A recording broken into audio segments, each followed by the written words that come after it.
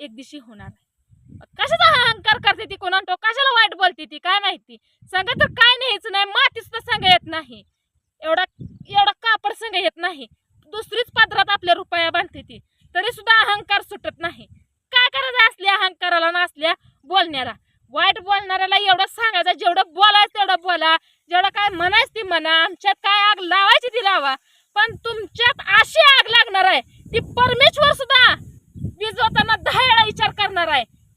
पाणी येत नाही पण गोट्यात पाणी शिरल्याशिवाय राहत। अहो तुम्ही गोटाच तसला इम्पॉर्टंट बनवलाय तर कुठं उन्हाळ्यात कुठं गेलता का पट्टी बांधून ना गोट्यातच होता ना माझ्या। अगं आपूट उन्हाळा गेला, मी झाडाखाली निवांत होतो, काय गोट बांधलंय, पाऊस आलाय पाणी येतंय बदा बदा, पाऊस येतोय पाणी येतंय म्हणलं बरोबर आहे, आणि उन्हाळ्यात बी दिवस खाली असं तिरका काढला की सगळं ऊन येतंय, काय त्या गोट्यात निवार आहे सांग मला।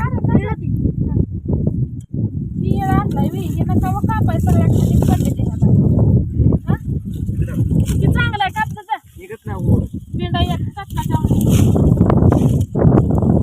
उन्हाळ्या राटात स्वतः आली ती आली, लेकरासनी बी काम लावलंय। सवासनी आल्या त्या पावसा पाण्यात कुठं बसवायच्या सवासनी, तर बहिणीनं सवासनी असते त्या चांगल्या 25-30 सवासनी असते त्या आपल्याच आहे दूध माय बायचं। मग ते दुधाच्या सवासनी म्हणल्यावर राडा लागतो, पटांगण भरपूर लागतं। दारात मी आणला म्हणतो तर 4 पानं टाकू, तर ह्यांनी म्हणले नको खर्ची पैसा नाही, आता सवासनीला खर्च होईल, सगळं सारखा पैसा तुला कुठं आणायचा। मग मी काय टपूर चालवलं, म्हणलं गोटा जरा नीटनेटका शिकरून घेऊया आणि खालनं सारवून घेऊन जात रावायचंय, जात आणि उकाळ रावायचंय। त्यामुळे म्हणलं जरा नीटनेटका आतापासूनच करायला चालू करा, कारण की एवढं 4-8 दिवस आहेत, तारीख पण धरली मी तुम्हाला, तारीख पण सांगेन। आता मेन आपल्याला काय आणायचं पहिल्यांदा तर तेरं आणायचं इथं, तेराची काय लागतंय ती साहित्य सगळं बाजार हाट ती सगळं आणायचं, घरातलं सगळं धुणं पाणी करायचं, गवऱ्या लागते त्या आपल्याला, गवऱ्या कमीत कमी 25-30 गवरी लागल आपल्या खिलारे गायच्या शानापासून त्या गवऱ्या घालावं लागतं त्या ओल्या पडदनं, मग त्या गवऱ्या पण घालायला आज सांगितले त्या, आज काय जुळत नाही मग त्याच्याला म्हणलं घ्यावं घालून शिना, एक एक एक एक करून घ्यावं तयारी, कारण की एकदम होणाऱ्या गोष्टी नव्हत्या ह्या, मोठा कार्यक्रम असल्यामुळं या 8-10 दिवस ह्या तयारीतच राहावं लागतंय, सगळं काय असेल ते उरकून घ्यावं लागतंय। त्यामुळे ह्यांना काय म्हणलं, पन्हाळ्या खालनं जे पाणी गोट्यात आपल्या शिरतंय तिथं काहीतरी एक पाईप बांधूया आणि पाणी काढून देऊया, गोट्यावर एक कागद टाकूया, जर पाऊस जरी आला तरी 4 आया बाया घरात काय गोट्यात काय बसतेल्या, डोक्यानं केल्याशिवाय होतंय का सांगा बरं। ती जात रवायचं, सिमेंट आणावं लागेल, ती वाळू तर हाय, सिमेंट आणून ती बुकाळू काढून नीट करून केल्याशिवाय होतंय का। ह्यांना सांगायला गेले ह्यांनी म्हणते तुझं गोटा असलं आणि तुझं गोट्यात असलं, पण केल्याशिवाय होतंय का, तरी काय तरी झालं करा बाबा, करा करा, माझ्यानं काय होत नाही, आता तुम्हीच घालवा 4 पैसे करा काम। पैसे नाही तर म्हणून तर आले कापायला, पैसे जर असतात तर पत्रीची पानं 4 हाती असते, पैसा नाही तर म्हणून तर अगं मग इथून तिथून तिथं झालं ना, त्या टायमाला 4 हाती शिळी इकली होती, त्याचं 4 पत्र आणून टोकलं असतं हलकं भारी, निवारा ती हाय तोपर्यंत झाला असता। कधी तर असं ना तसं बाहेरनं रिकामच ठेवलं होतं ना, आवाज आहे यायला, पॅक तर करायचं नव्हतं। पत्र ठोकून शिना पत्रातच कायम राहायचंय का, चांगलं घरदार बांधायचं नाही। बहिणीनं ह्यांचं सांगायचं तात्पर्य कसं आहे, पत्र आणलं असतं तर अजून चांगला दणकट निवारा झाला असता, पण ह्या उन्हाळ्याच्या दिवसात इतका त्रास झाला, ह्या उन्हाळ्यात भयंकर त्रास झाला या, म्हणजे काय कामं सगळी आपली उन्हाळ्याची झाली ती माझ्या गोट्यात झाली ती सगळी, म्हणजे सगळी एवढा गोट्यानं साथ दिला ना मला, भरपूर असा साथ दिलाय। घरा कसंही असू द्या, छापर असू द्या, गोटा असू द्या, ताडपत्री असू द्या, पण ते आपल्या जीवाला ताजमहल पेक्षा कमी नसतं, कुठली काही असू द्या स्वतःला कधी कमी समजायचं नाही, हाय त्या परिस्थितीत राहायचं, होता होईल एवढा आनंदात राहण्याचा प्रयत्न करायचा। ह्याचं कसं आहे सारखं टुचून बोलणं ते मला पण सवय झाली ह्यांचं सारखं टुचून बोललेलं ऐकायचं, असं ह्यांचं दिवस आहे तर बोलायचं। अगं बाया मी टुचून बोलत नाही ग, ऐकायचं, पैसा काय झाडाला लागत नाही, त्यामुळे ह्यांच्या नादी लागायचं नाही। आपल्याला आनंदानं देवाला काय असेल ती मामाच्या आतीच्या महागारी सगळं काय असेल ते आनंदानं करायचं आहे। काय लोकांनी आपल्याला इकडून काढलं, काय लोकांनी आपल्याला भरपूर असा त्रास देण्याचं काम केलं, ह्यांच्याच्यानं होत नसतं, पण ह्या दुनियात जे जन्मलंय माणूस त्याच्यानं कुठलं असं काय होत नाही, असं काय नसतंय। जरी कोणी साथ दिली नाही तर 1000 जण असते ती साथ देणारी, आणि जरी कोणीच साथ नाही दिली तर वरचा परमेश्वर असतोच साथ देणारा। मग काय असल्या ऐऱ्या गैऱ्यांच्या नादी लागायचं, मस्त बाता होते त्या महाग चर्चा होते नव्हते त्या त्यांच्या जायच नाही ती कार्यक्रम कसा करतोय ते बघायचा आहे. अरे तू कार्यक्रम आमचा न होणार देणारा तू कोण? कार्यक्रम करणारा वरचा भगवंत आहे. ती येणारा नाही येणारा ती ठरवणार आहे. तू थोडी ना मनुष्य ना ह्यांच्या देवा कार्यक्रमात देव येऊ नको म्हणणारा देव राहणार आहे. तसं नसतं. अरे नीतिमत्ता स्वच्छ ठेवायचं. जिथं नीतिमत्ता स्वच्छ तिथं काम हमेशा चांगलं असतंय. कर्माला भ्यावं माणसानं. कर्म एवढं वाईट आहे ना, जे कर्म करचाल त्याचं फळ निश्चित चांगल्या रूपानं भेटतं. मग ती कर्म तुम्ही वाईट करा नाहीतर चांगलं करा, त्याचं फळ द्यायचं काम भगवंताच्या हातात आहे.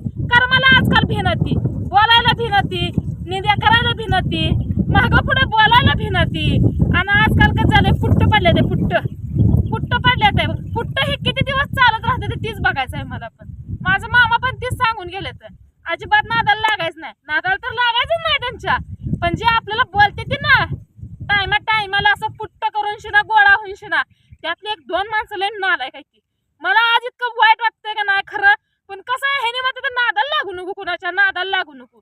नादाला तर कुणाच्याच लागायचं नाही, पण ह्या भुकणाऱ्यासनी जरा बोलल्याशिवाय पण राह वाटत नाही व. कारण की आपण जरा ग बसले काय म्हणते माहिती आहे, आता ह्यांच्यात बोलणारी कोण आहे? ती बोलणारा होता वाघ त्यांचा, ती गेला गे. आता कोण आहे? पण त्या वाघाचा वाघ अजून माग आहे, वाघीन माग आहे. काय ढिलं पडणार नाही. कुठलंही कार्य असू द्या, कुठलंही काम असू द्या, जसं माझ्या सासऱ्यानं केलं तसं मी करणार. भलं माझ्या शक्तीनं, माझ्या परिस्थितीनं जसं जमल तसं करणार. भले जण म्हणते ती ह्यांना घर नाही दार नाही. घरादाराला काय घेऊन बसलाय? सोन्यासारखं दोन वाघ आहेत माझ्यापाशी. ती वाघ किती जर पैसे दिलं भेटत नाही. लय इस्टेट मोठी दिली ती द्यावानं मला. काय इतकी मोठी इस्टेट आहे, किती पण पोत्यानं पैसा होता, मिळत नाही. ती कुणाच्या पण नशिबात नसते. आणि जी चांगलं कर्म करताय त्याच्या पदरात देव कायम चांगलं फळ देत आहे. उशिरा काय असं ना, पण फळ कायम चांगलं देत आहे. आणि ज्याची नीतिमत्ता, ज्याचं कर्म वाईट आहे, जे लोकांचं वाईट चित्त आहे, जे लोकांना वाईट ह्या डोळ्यानं बघतंय, त्याचं मात्र कधी सुद्धा चांगलं होत नसतंय. जिथं आई बाबा आहे तिथं दोन वाघ आहेत माझं. जिथं त्यांची आई बाबा आहे तिथं ती दोन वाघ आहेत. मग कशाला द्यायचंय? खरं चुकती आहे घरादारापेक्षा, इष्टटीपेक्षा. त्यामुळं बांधायचंय, करायचंय. त्या कष्टाच्या जोरावर करायचं, हे हाताच्या जोरावर करायचंय. वेळ तर लागायचणारच आहे. सारखं म्हणताना मला पत्र काय घेऊन बसलाय? पत्र आवा त्या देवाच्या मनात जर आलं ना, एक दिवशी चांगलं सोन्यावनी पिवळं होईल, चांगलं घर होईल माझं. पण त्या भगवंताच्या मनात येस्तोवर हिकडली काडी हिकडं हालत नाही. वाट बघायची, वेळेची वाट बघायची. वेळ ही आहे ना, सगळं काय दाखवून देते, सगळं काय शिकवते, सगळं सांगते. कुणाची नजर कशी आहे, कुणाची दृष्टी कशी आहे, कुणाची नीतिमत्ता कशी आहे, ती सगळं काय दाखवून देते. माणसाचं एक वेळ मन बोललेलं ओळखा येणार नाही, पण डोळ्यात जे असतं ती माणसाला बोलते तर डोळा सुद्धा ओळखता येतं. त्यामुळं माणसानं हुतावलेलं कर्म चांगलं केलं पाहिजे. खरं मी सांगते, कर्म चांगलं करा, तेव्हाच फळ चांगलं मिळणार आहे. आजकाल काय नाही, कर्माला भेनातीच. कर्म काय आणि ती काय देव फिव मानत नाही. ती देव नाही, देव नसताना ही वारा, ही ऊन, ही पाऊस, ही धरती कायच नव्हतं. ही सगळं हाय ती त्यांच्या ह्याच्यावर आहे. आपण काय पाहुणा इथलं. शेवटी मातीला माती मिळल्याशिवाय राहत नाही. माती एक दिवशी तिचा हिस्सा ती घेणार आहे. मुठभर माती उसनी देवानं घेतलेली आहे धर्तरीकंठ. ती एक ना एक दिवशी देवाला त्यांना द्यावं लागणार आहे. राग एक दिवशी होणार आहे. कशाचा अहंकार करते ती, कोणाला कशाला वाईट बोलते ती काय माहिती. संग तर काय न्यायचं नाही, मातीच तर संग येत नाही. एवढा कापड संग येत नाही. दुसरीच पात्रात आपल्या रुपया बांधते ती, तरी सुद्धा अहंकार सुटत नाही. काय करायचं असल्या अहंकाराला ना, असल्या बोलण्याला.